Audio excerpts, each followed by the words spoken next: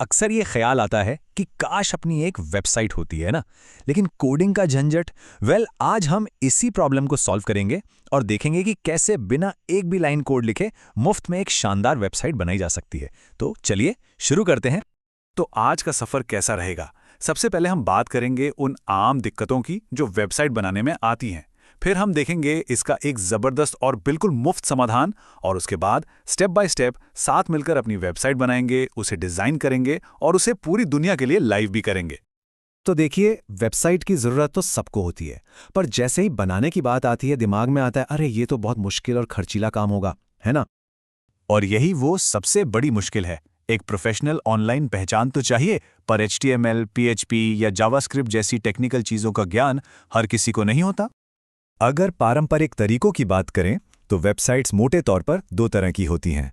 एक होती हैं स्टैटिक वेबसाइट्स, जो सिंपल तो होती हैं पर उनमें कुछ भी बदलना हो तो कोड में घुसना पड़ता है। और दूसरी होती हैं डायनामिक वेबसाइट्स, जो बहुत पावरफुल होती हैं पर उन्हें बनाने और संभालने के लिए अच्छी खासी टेक्निकल नॉलेज चाहिए होती है।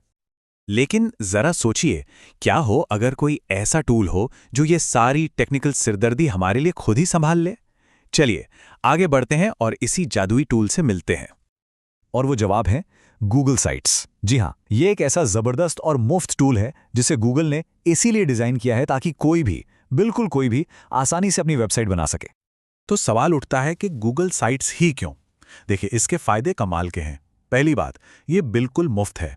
दूसरा, ज़ीरो कोडिंग नॉलेज की ज़रूरत है। और तीसरा, वेबसाइट की सारी फाइलें सीधे गूगल ड्राइव में ही स्टोर होती हैं, तो सब कुछ एक ही जगह पर सुरक्षित रहता है। और ये जो ज़ीरो है ना, ये सबसे कमाल की बात है।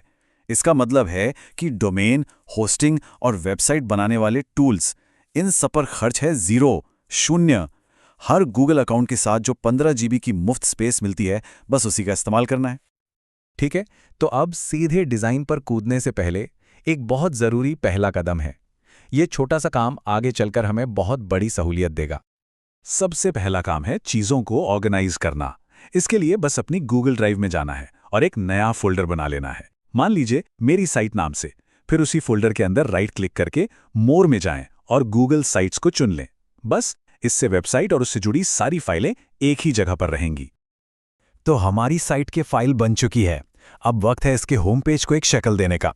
यहीं पर सारा विजुअल मैजिक होने वाला है। इसका इंटरफेस देखिए कितना आसान है।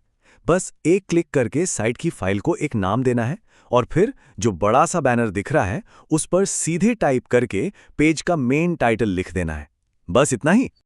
सारे डिज़ाइन टूल्स दाईं तरफ इस पैनल में मिल जाएंगे। इंसर्ट टैब से टेक्स्ट, इमेज, वीडियो कुछ भी डाला जा सकता है। पेजेस टैब से नए पेज बनाए जा सकते हैं और थीम्स टैब से तो एक क्लिक में पूरी वेबसाइट का लुक, यानी कि कलर और फॉन्ट स्टाइल बदला जा सकता है। ये जो ऊपर बैनर है, इससे भी बदलना बहुत आसान है।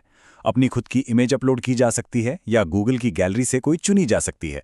और साथ ही ये भी तय किया जा सकता है कि एक बड़ा कवर चाहिए, एक नॉर्मल बैनर या बस एक सिंपल टाइटल। देखिए, एक बढ़िया वेबसाइट सिर्फ टेक्स्ट और इमेज का कलेक्शन नहीं होती। चलिए अब इसमें कुछ ऐसे इंटरैक्टिव फीचर्स डालते हैं जो लोगों का ध्यान खींचे। कंटेंट ब्लॉक्स, ये एक शानदार शॉर्टकट है। ये पहले से बने हुए लेआउट्स होते हैं जो तस्वीरों और टेक्स्ट को अपने आप एक बहुत ही साफ सुथरे और प्रोफेशनल तरीके से अरेंज कर देते हैं। एक जैसी कई तस्वीरें दिखाने के लिए एक बोरिंग सी गैलरी बनाने की बजाय इमेज कैरोसेल का इस्तेमाल करना एक अच्छा आइडिया है। ये एक डायनामिक स्लाइड शो बना देता है जो पोर्टफोलियो या प्रोडक्ट्स दिखाने के लिए एकदम परफेक्ट है। और अगर पेज पर बहुत सारी जानकारी देनी हो, जैसे कि सवाल जवाब यानी FAQs, तो कोलैप्सिबल ग्रुप्स एक बेहतरीन फीचर है। ये एक्स्ट्रा जानकारी को एक हेडिंग के नीचे छिपा देता है, जिससे पेज एकदम साफ सुथरा और ऑर्गेनाइज्ड लगता है।